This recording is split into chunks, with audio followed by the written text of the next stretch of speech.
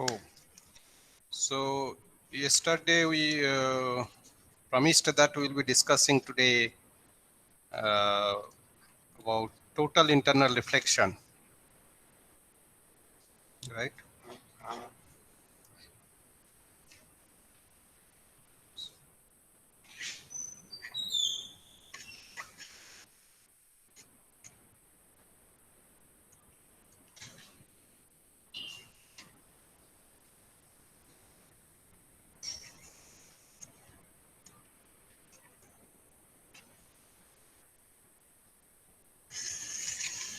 So if I simply ask you the question that what you know about total internal reflection, I'm sure that all of you have some ready-made answer that whatever you have learned in the school level, perhaps in the higher level also, you will be able to answer what is total internal reflection. So I will just discuss in the same line, which is actually very much important for understanding waveguide theory. You know, any waveguide, optical waveguide, when we talk about optical waveguide, normally you have core and cladding, and then core region, we say that light is confined because of the higher refractive index. So it is confined because light is undergoing some kind of total internal reflection, and that's how it is guiding. So that is what we know.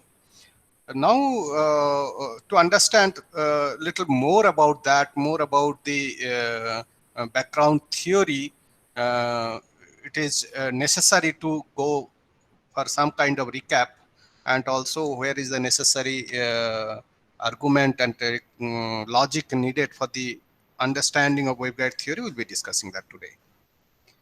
Okay, so when we talk about reflection, so reflection happens in the interface. When electromagnetic wave propagates from one media to another media, so this is the two media, the interface we have just mentioned by one horizontal line here.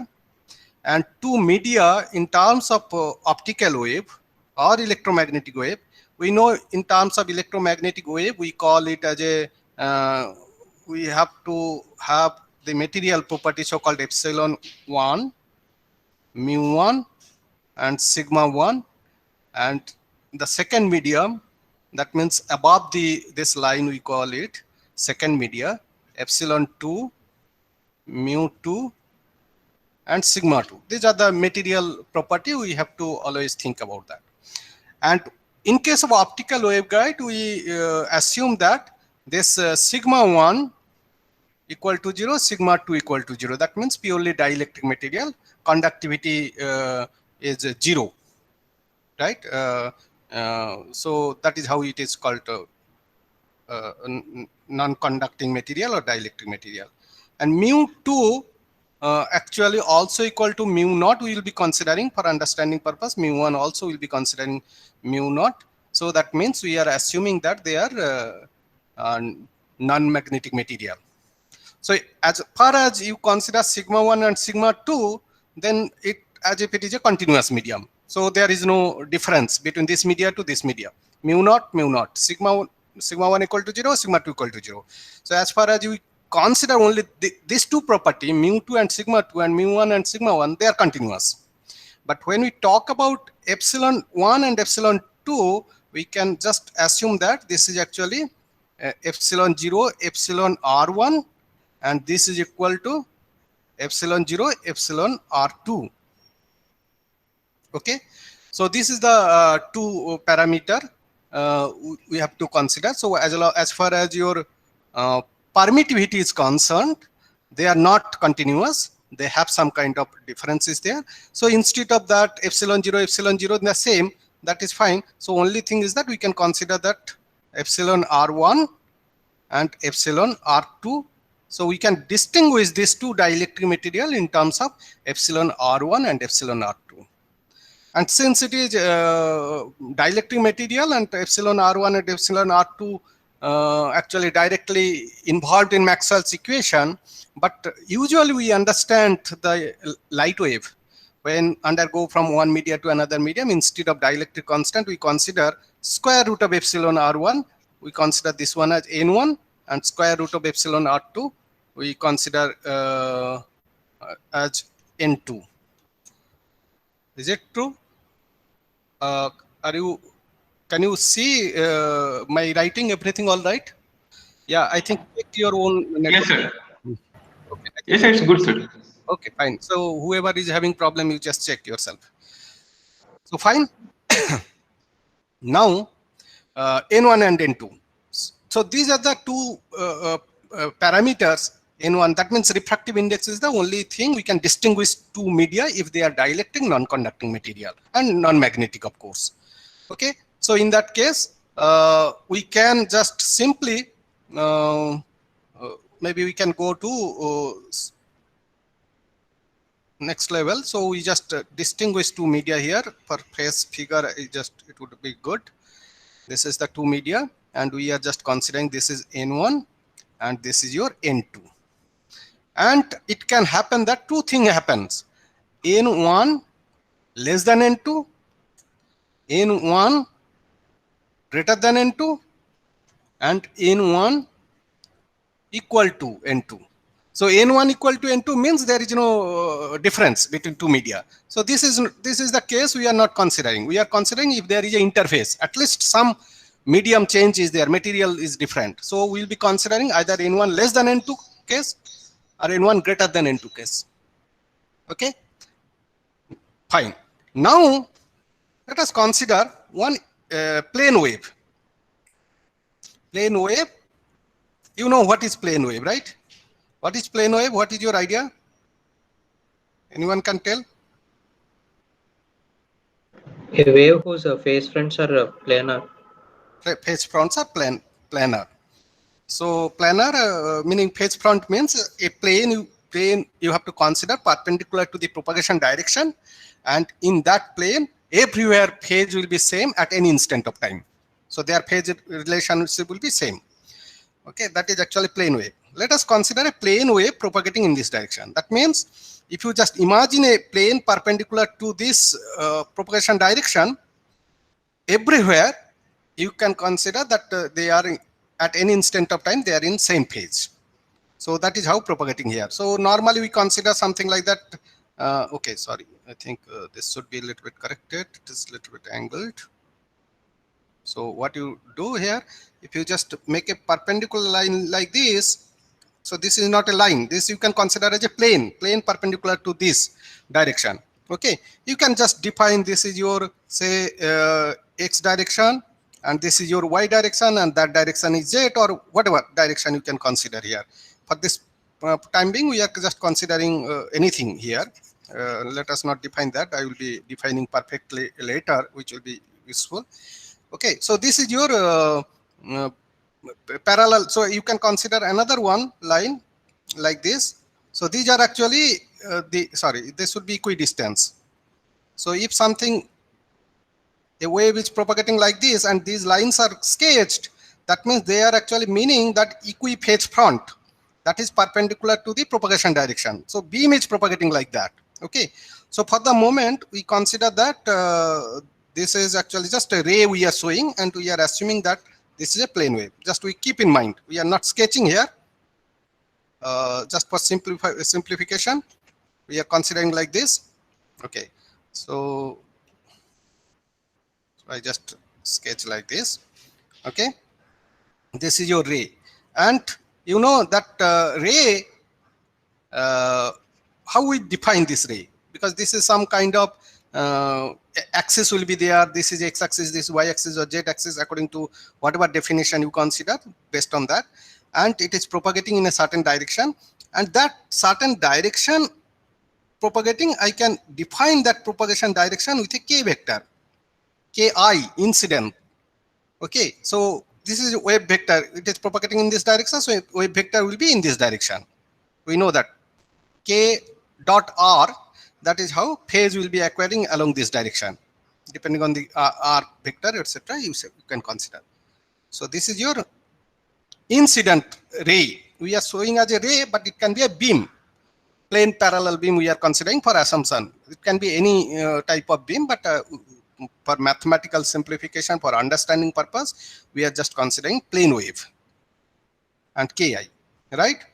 Now, we can where it is hitting at this particular point, though we are considering it's a ray, actually one ray you cannot imagine for any practical light source, electromagnetic wave, just simple ray is impractical basically. So we are just mathematical purpose and just visualization purpose, we are just considering a ray, a particular ray, it is coming here. So energy will be propagating in this direction. So phase fronts are parallel in this direction. Okay. Now, where it is hitting, that where I am just, it is just point, hitting point, that particular point, I just make a normal to the both the interface. You are just, this is your interface plane. So you are just sketching a line that is perpendicular to the interface plane. Okay. Then we normally consider that this is your incident angle, that we know that, right? Now in the interface, if you just consider what happens, you just think about yourself, what can happen at this interface. So two things can happen, right? So we are assuming that this is a non-absorbing medium. So there are two mediums, their dielectric constant difference, refractive index is difference, that is the only difference. Other than that, nothing happens. Absorption is not there. And some scattering here and there not also happening. It's a perfect medium. Interface is also perfect. No roughness, nothing. Very smooth interface. Okay. So ideally, mathematically, what you could imagine, what will happen when light beam just hit at an angle theta, what can happen? So two things can happen. One is a part will be refracted to the second medium, and another part, it can happen, it will be coming back to the first medium, right? And we know that from the law of reflection, just what we learned that, and we can show also from the Maxwell's equation, right? So partly will be reflected and partly will be transmitted. Okay, I just show here, and this, when it is reflecting, and reflecting vector we are considering like this, Kr, and this is your Kt, will be just saying that transmitted Kt direction it is happening. Okay, so this is Ki, this is Kr, reflecting direction, Kt, and we know if Ki, if I want to write here Ki mode, what is the value of Ki? Anyone can tell?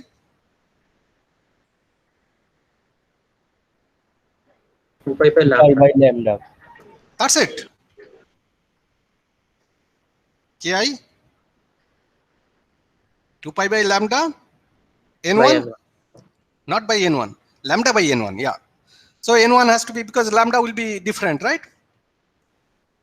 And then Kr, what would be the value of Kr? Same. Same. Only their difference is vector, direction is different, right? And what about K2? Kt. Into will be there. So 2 pi by lambda n2. So this is purely because your lambda is different. Lambda by n1 in this medium, and in this medium it is lambda by n2. Okay. Lambda can be different, but frequency normally does not change. Whatever frequency here, same frequency here. So lambda is only different, right? That you must keep in mind. And we know that we can have this certain angle you will get, that is actually theta r. Okay. And this is actually called theta t, transmission angle, or refracted angle, angle of refraction. So anything going to the second media, that is called, that phenomena is called refraction, and anything coming back to first medium, that is called reflection. So we can have refraction and reflection, right? And also our school level knowledge, we say that theta I equal to theta r. Is that correct? This is the law of reflection. And another thing is N1 sine theta I equal to N2 sine theta t. All of you know this, right? What is this? What is the name of this formula? It is called N1 sine theta. Snell's law. Snell's Yes, law. it is a Snell's law. Very good. So all of you know, I am sure that all of you know, it is a stupid question to you all. But how many of you know how to prove this? Anyone ever tried to prove Snell's law, or you have just accepted? The Fermat's principle. No, sir. We have Who's- tried. Rishabh, you said no. And No, someone no, said, no. Huh? Yes, yes, yes. Yes. you know, We have you- to consider triangle and come to this like and that. someone said that Fermat's principle. Who said that? I. Ayush.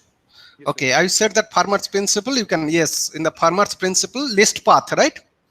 You can, Yes, sir, least you can prove that. That is actually those who have studied fundamental optics, normally they go like that. But if you have studied something, any engineering electromagnetics book, it can be proved directly from the Maxwell's equation. Okay, directly from the Maxwell's equation, it can be proved. And theta equal to theta r also can be proved. You know, if you follow directly from Maxwell's equations, what thing actually you can follow so that you can reach to this? Anyone knows that? Anyone tried with starting from Maxwell's equation? Yes, sir. You have Yes, to sir. apply the boundary condition. Yes. So you have Yes. to apply the Then- boundary condition. Then So you will get it. boundary condition of the, because electromagnetic wave comes, something transmitted, something reflected. So that means at the boundary, you can see some electric field will be just below the interface and some electric field will be above the interface. So below the interface, electric field will be the combined effect of incident wave as well as reflected wave, right? Both are there. And in the transmitted, the second medium, only transmitted wave will be there. But boundary condition, you know that you directly can prove the boundary condition, that is known as directly means directly from Maxwell's equation means using that Gauss law, Gauss divergence law and Karl equation. You can just use boundary condition. One thing is that if this is a dielectric, no charge is there, then tangential component of the electric field in the first media should be equal to tangential component of the second media, right? So tangential component of the electric field is continuous. That is the boundary condition. And normal component, what is the condition, boundary condition for the normal component? Anyone? Displacement vector, sir. Displacement vector should be continuous or not? If there is no surface charge, here If there is no surface charge, then normal component of the displacement vector should be continuous, right? So that means normal component displacement vector means if you are just considering d1 equal to d2n, right? Normal component of the displacement. Normally d1n means you have electric field, total electric field in the first media, and then epsilon 1 first medium, that should be equal to epsilon 2 and normal component of this, okay, second media, normal component n I am writing. So that means normal component, if you consider with the normal component, you have to multiply the dielectric constant, then it is continuous. Okay, so similarly magnetic field also is there. If there is no magnetic poles, no things are there, so that is tangential component of the magnetic field also will be equal, and normal component, I think tangential component of the magnetic field will be equal. Is that correct? Yes, sir. Yes, sir. If there is, Because there is no surface. if there is no current flowing in the interface, tangential component also will be equal, and also normal component also will be equal because non-magnetic material, right? So these are the boundary condition. So you have to define your electric field of the incident beam at the boundary, and you have to define the electric field in the reflected beam, and remember that the electric field is a vector. So you have to find, if it is some vector is coming, you have to find the tangential component here of the electric field incoming incident beam and tangential component of the outgoing reflected beam. That is the total in the medium one. So you add them together. And then tangential component of the transmitted wave. That is also vector. You have to take the tangential component. You know theta, theta I, theta t is known to you, for example. Okay, so that is one condition. And then another equation you write normal component, and using those boundary condition, one of the fact you can show that, prove that. I'm not going into that detail. Just accept that theta equal to theta r, and this is the Snell's law. It is true. Okay. Sir, I want to ask one question. Sure. Sir, in the proof, okay, so in the last they will equate the phase, then this equation will come. Okay, theta Snell's law. So how they equate the phase? I didn't get it. Which phase? In the Where so is in the the last when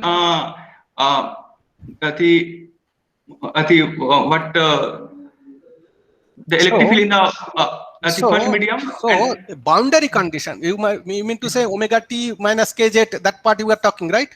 They equate the phase, and then this equation will come in the last.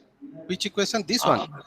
Yeah, this one, essentially. Sir, Ah. actually, Yeah. So how so- yes, how they are coming? So that phase, whenever you are considering, first thing is that you have to believe the boundary condition first.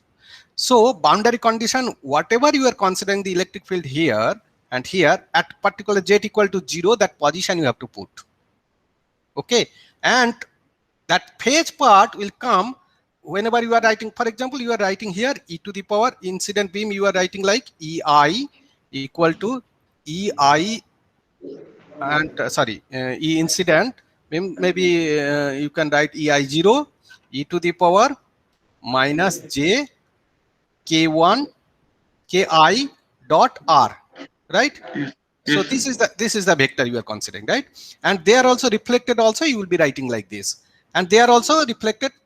Things are writing. So only if you are considering that some certain situation, you will be seeing that if boundary condition has to be satisfied, the phase factor also will follow certain kind of relationship. I think that is there also in any electromagnetic book. Yes. So from that you come to this condition, right? I think you have studied that part. This is if anyone not knowing, you just go back and study that. I don't want to concentrate those part.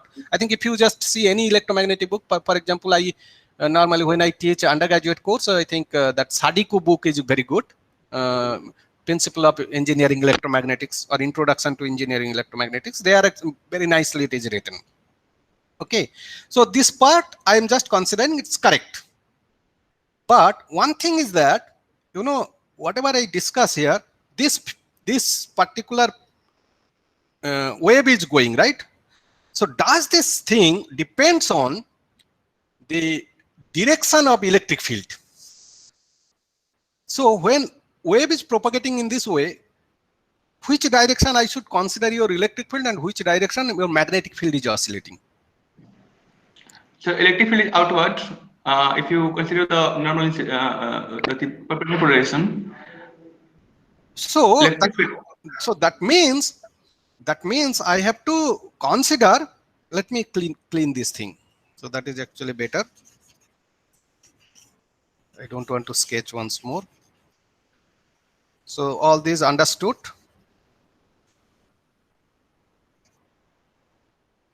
Okay, fine. So now you said that this electric field, this is suppose electric field, you can consider case 1, that electric field, E field obviously it should be normal to Ki, right? And we can consider these two things. This type of symbol have you seen? This is a dot, circle, cross, circle. You have seen in electromagnetics, right? yes, sir. Dot So- towards Dot is, that means electric field will be just towards me, towards you. And into means electric field will be in the opposite direction. So if electric field is oscillating perpendicular to the screen, back and forth, then that type of that you can consider as a one type of case. Okay, that is called, in any engineering electromagnetic book, if you see, they are called as a TE polarization. It is not conventional TE polarization for a waveguide. It is sometimes it is called T type TE polarization. That means tangential transverse electric field. Transverse in the sense here, you know, that one thing you should keep in mind, that electric field is oscillating just perpendicular direction. When it is hitting in the interface, that electric field only have tangential component, right? When it is going there and hitting in the interface, the electric field will be tangential component of the interface. With the interface, it is parallel. So then if that type of situation is there, that is called TE mode, TE polarization, or sometimes called sigma polarization, sometimes called S polarization, sometimes called perpendicular. So all these actually different variation actually. So some books it will be saying that, okay, you define them like a perpendicular, and most of the physics book, if you see, they will be calling as a sigma or S polarization.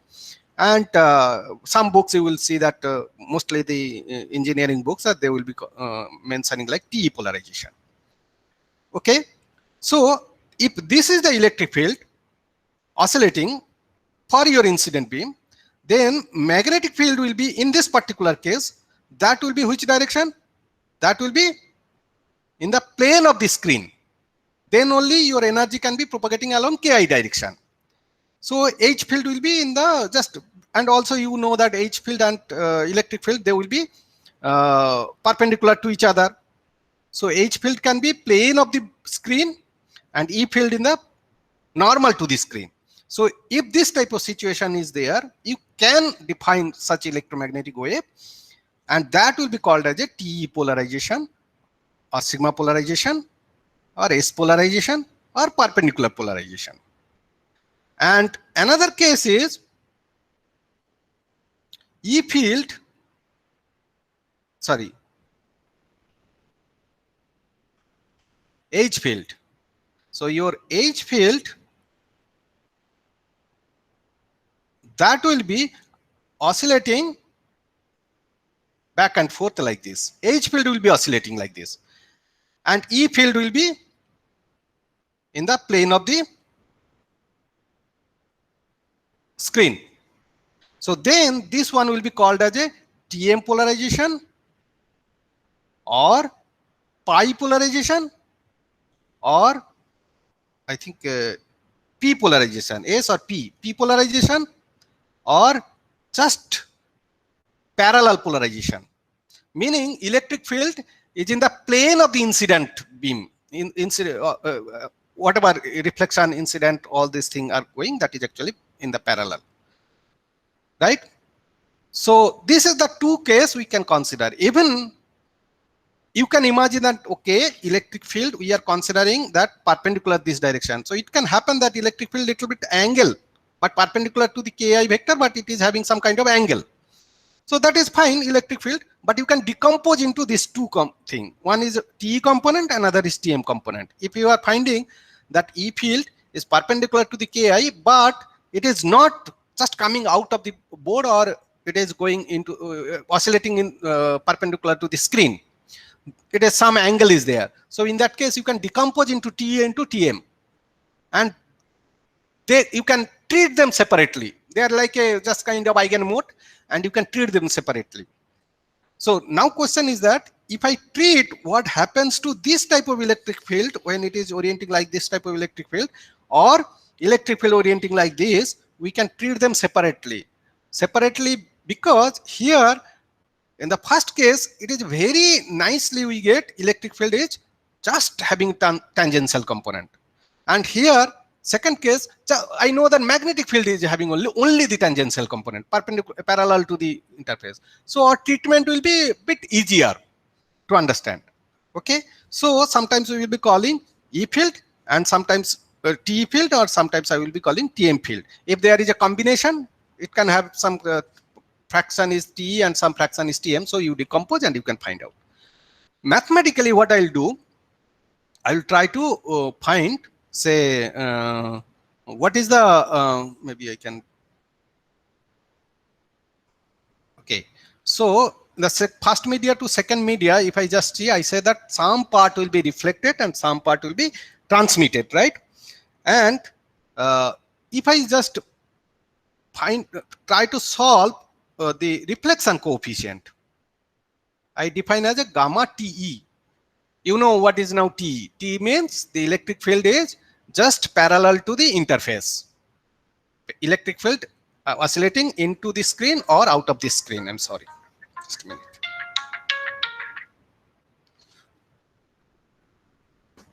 Okay. So, and that reflection coefficient also you can derive. You know how that is possible? That is also from the boundary condition you get.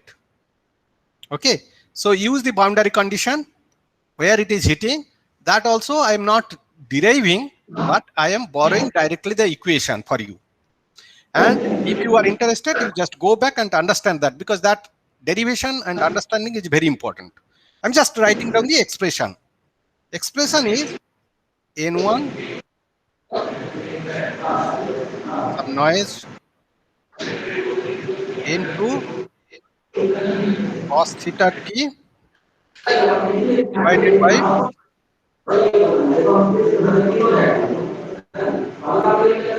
can you I think Abhinav, can you mute yourself? Okay. N2 N1 cos theta I plus N2 cos theta t. So that is actually, if you are considering that T polarized light is making an incident at an angle theta I, then you know theta I equal to theta r. We accept that one, theta I equal to theta r, and N1,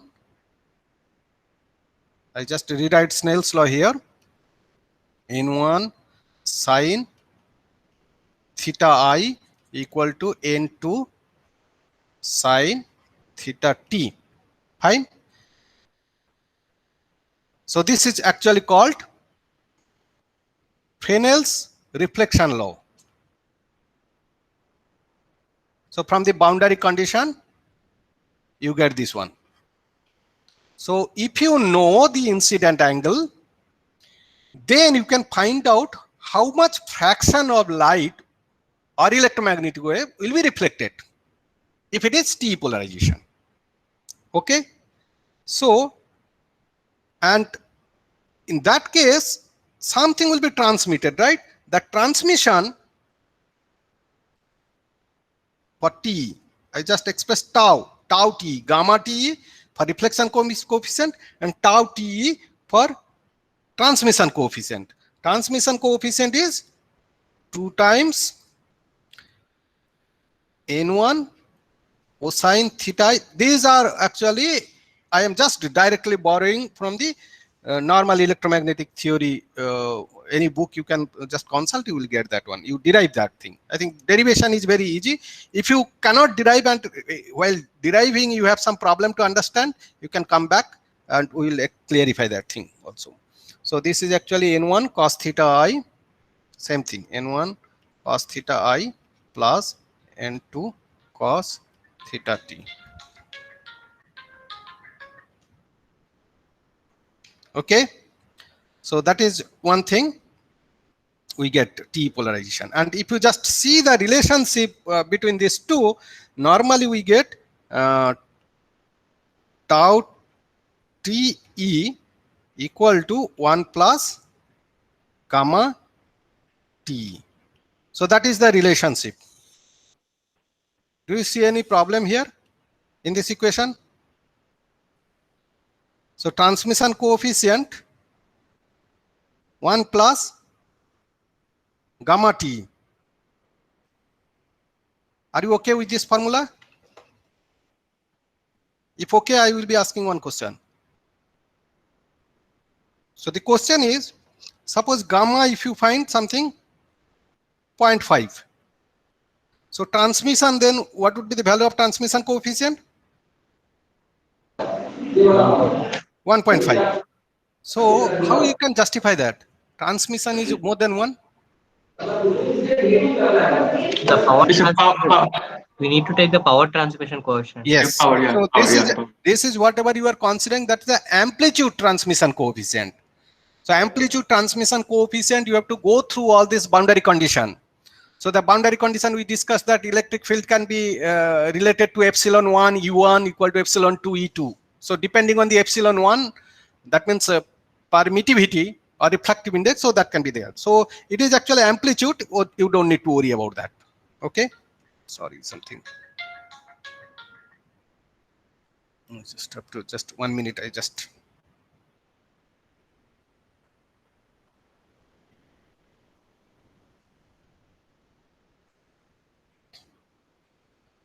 Okay, so this is one thing. And if it is TM polarization, I'll be also writing just simply the expression. You can derive this thing again by your own. So it is also identical equation. Only thing is that your theta I and theta t, these two expression will be, these two value will be interchanged.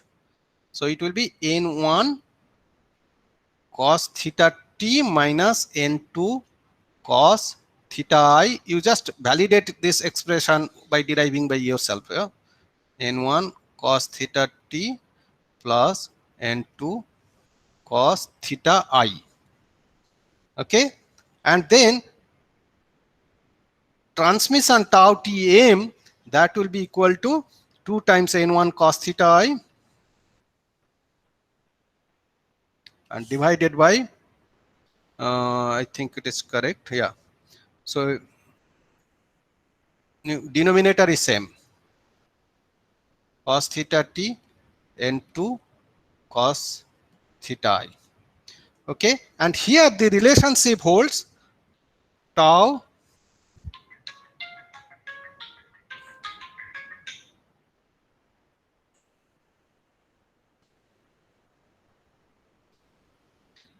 okay, tau Tm, no, I think we should yeah, tau Tm cosine theta I by cos theta t. You can prove this one actually. No, ulta. So cosine theta t and this is theta I.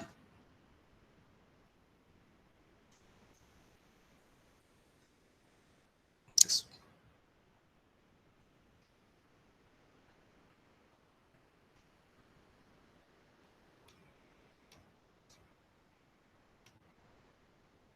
Theta t.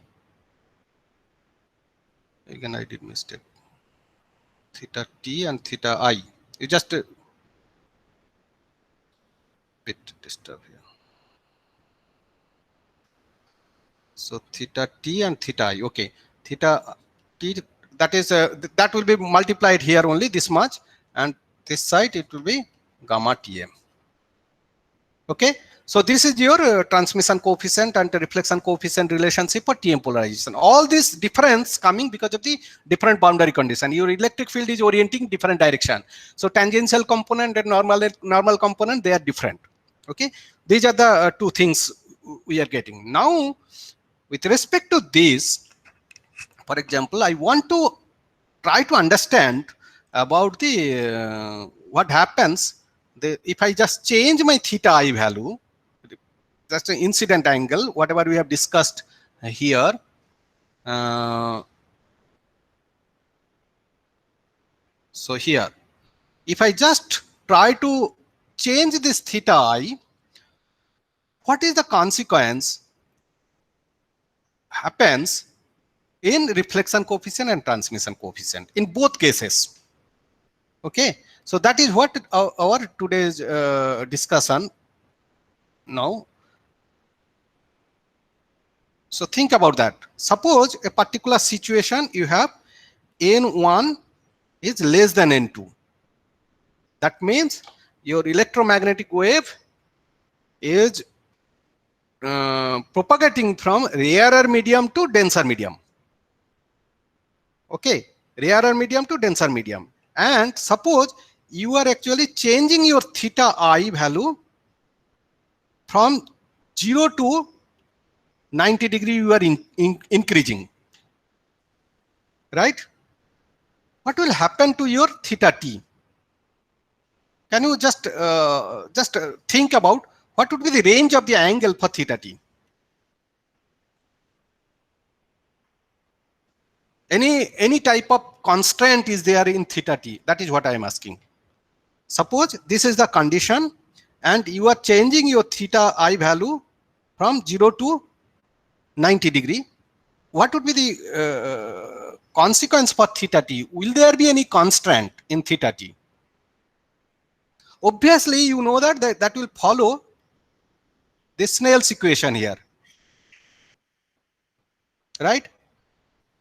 So can you just relate this thing, this argument, in your with your Snell's equation, n1 sine theta I equal to n2 sine theta t, because this n1 sine theta I and n2 sine theta t, that is the Snell's law, that is true for both the polarization, as long as the refractive index, the medium is isotropic. Medium 1 and medium 2 is isotropic. So n1 sine theta I should be equal to n2 sine theta t. Now, first situation is n1 less than n2. That is given to you. And angle theta I, you are changing from 0 to 90 degree. What happens when angle theta I equal to 0? What is the value of theta t? Anyone? Jaswant, you tell. 0. So this is simple, right? Now you are just changing your angle and reach to 90 degree. What would be the value of theta t? Sin inverse n1 by n2. So, okay, sin theta I equal to 90 degree, and then you can find out n1 by n2 and sine inverse of that. That's simple you are getting. Will that be, is there any chance that that will be greater than 90 degree? No, sir. Never possible, right? So theta t will be less than 90 degree, that is confirmed. Right? Always it will be less than 90 degree. Correct? So this is the condition. So it will never exceed 90 degree. So that means what I'm just trying to say, that if you just follow this one, if theta I, if you are changing, it will never reach to the 90 degree angle. Theta t cannot be 90 degree. So always there will be some kind of refracted wave. There will be some reflection will be there, but theta I, if you change from 0 to 90 degree, I am sure that theta t cannot reach to 90 degree. Okay, so always there will be reflection part and refraction part will be there. But if you just think about little bit in the other case, if you are just considering, suppose another case you are considering where n1 greater than n2,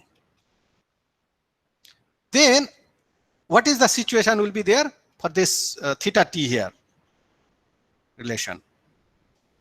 So n1 greater than n2, n1 greater than n2, so sine theta t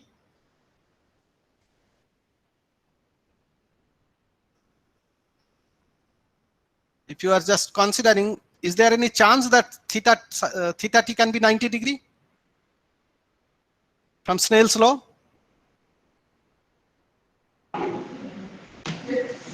Yes. Yes. There will be a chance that theta t will be 90 degree. So just to recognize that, when we consider that theta t is becoming 90 degree, and that must be happening for a certain incident angle, theta I equal to say theta c. So I said that n1 greater than n2, so theta I equal to theta c, then theta t can be 90 degree. That can be done Suppose you are putting N1 sine theta C equal to N2 sine 90 degree. That is highly possible. That means I can get theta C equal to sine inverse N2 by N1. Is that correct? So that is actually called critical angle, right? So that is actually called critical angle, and critical angle you can find, obviously you know N1 greater than N2 means, that means this N2 by N1 is less than 1. N2 by N1 less than 1, right? So less than 1 means sine inverse less than 1, it is practical real value you will be getting. So theta C is a real value, a real solution, right? A real value you will be getting. It is not impractical. So now interesting point that if theta equal to theta C, your theta T equal to 90 degree. Now go back to your that equation here. You just consider theta T equal to 90 degree and theta I equal to theta C.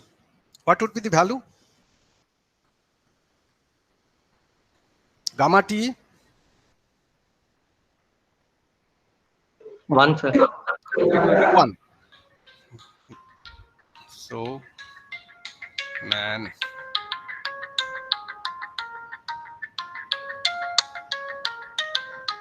Just sorry, just hold on. Prabhu, man, I'm taking class. I'll be calling you later, yeah, after the class. Bye bye.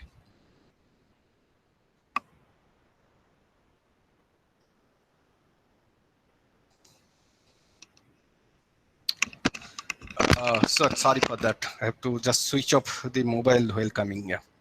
So now you know that theta T 90 degrees, theta C will become theta C, and theta C you know N2 by N1, right?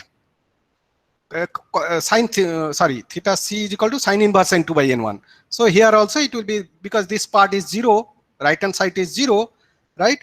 So this part is 0 and this one will be, so gamma T equal to 1. It will be equal to 1. So now question. I just go a little above.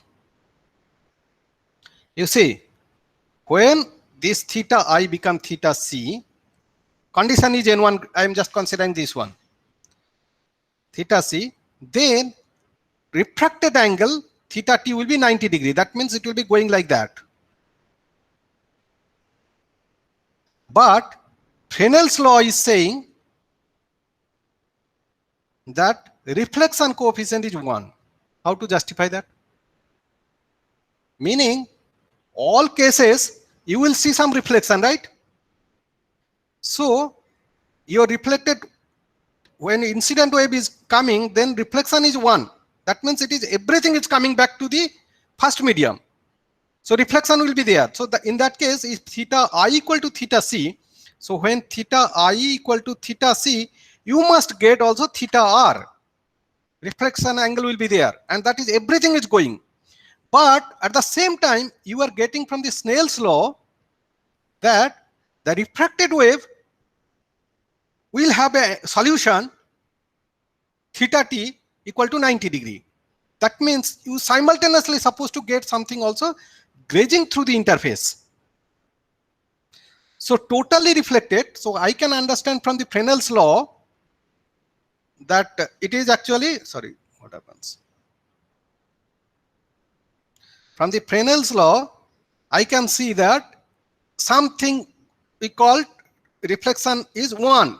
So-called we can say that, and we have learned also that when incident angle is exactly critical angle, then everything will be reflected to the first medium. That is what we understand, learned. But at the same time, we see that something is theta T exists, 90 degree.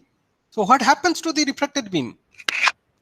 Sir, the boundary conditions are not satisfied at the grazing case. Why? So Like there is a field like the field won't be Existing. yeah, yes. So why you are saying so? You have some logic? Anyone can help me explaining this? I'm asking some new guy, maybe Anil Ringe. Anil, are you there in the class? Yes, sir. Yeah. So do you have answer for this? No. You have theta t solution, 90 degree. That means refracted solution is there. So refracted beam is there. And simultaneously from the Fresnel's law, you see that everything is reflected to the first medium. Yes, sir. So how is this not contradicting? Yes, sir. It's contradicting. Yeah. So but that where is there any that means we have to modify Fresnel's law, or we have to conclude that the Snell's law, Fresnel's law, somewhere some mistake is there, probably we have to correct. Sir. Yeah. Hello, sir. We cannot say properly that everything is reflecting, because while gamma is coming 1, but tau is coming 2. That it is doesn't mean that the double is transmitting. From the So formula that is also we have- contradicting, Rishabh. You are correct. So there also I find contradiction, right? So Yes, sir. contradiction Because means here- electric field is existing in the second medium. Yes. So, and again I see that everything is coming, second medium existing means with theta t equal to 90 degree. That means whatever it exists, that exists in the interface, Yes, sir. right? So whatever tau equal to 2 you are getting, that must be only in the interface. But I see that kt is in the interface, along the interface. So that means I have the field, and along the interface there must be something propagating also. So if this is the case, now my question to you, I think just creating interface, good interface, and you shine light at an angle which is exactly critical angle, then you can think that okay, light will be guiding along this direction, it will continue. You don't need any waveguide, just interface will be guiding. But contradiction is that you have gamma also 1, that means you have kr coming out as a 1. Is it not something to think? If you understand this thing, if you try to visualize this thing, where is the problem and how to interpret this, how to explain this, if you can come out, then your integrated optics understanding, waveguide understanding will be very clear, easy. So you think about that. I just, over the weekend, you just think, and we will come back on Monday. Okay, so what is happening here? How to interpret this type of paradox? All right. First, we have to come to energy conservation, and by taking it, we have to separate power, time. Time is equal time interval. No. Then- My question is that whatever you do, but you see that reflection you cannot rule out. And theory says that something kt is existing, that is also not ruled out. And their field also, transmission you are getting 2, that is also you cannot rule out according to the all the equations.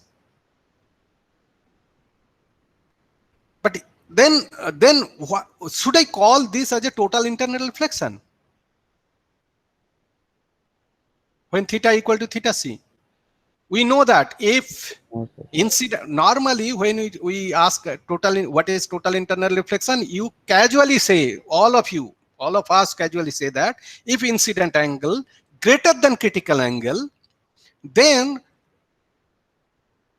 light will be reflecting back to the, totally reflecting back to the first medium.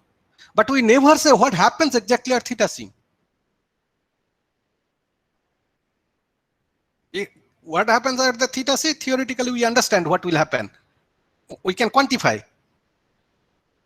Then now, if we just try to, if we just understand this, then we'll be able to appreciate if theta is greater than theta t, theta c, what happens? That is total internal reflection. Is that something also in the going to the second medium, or that similar paradox exists or not? Right? Because whether we'll be getting a solution for theta t or not. So that is what we have to think. Then we will be able to appreciate waveguide theory, integrated optics in particular. Sir, Okay. can I tell one thing, sir? Yes, sir. Whatever we get sin t is greater than 1. Sin t is greater than 1 doesn't mean that theta t doesn't have value. Then theta t will be my complex quantity. So it will have imaginary part as well as real part. Now imaginary part will gives me the decaying wave, like decaying wave which propagating in metal, like that exponential decaying wave. Who are you? So, Rishabh, you are. Yes, sir. Okay. So we will discuss that tomorrow. Whatever you are saying, from that we will be discussing. Okay.